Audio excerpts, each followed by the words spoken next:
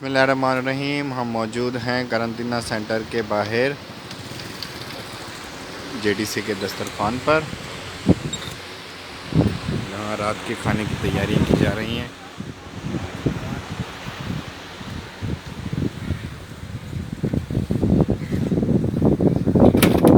आज क्या बन रहा है भाई? आज के मेन्यू में टिक्के बारबेक्यू और उसके साथ आज आपको आगे दिखाता हूँ।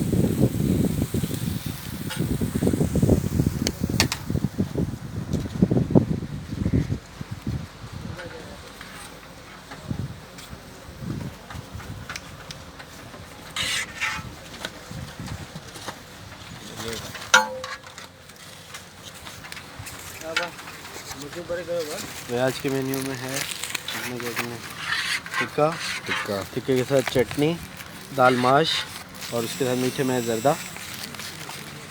पैकिंग जा रही है। ठीक है।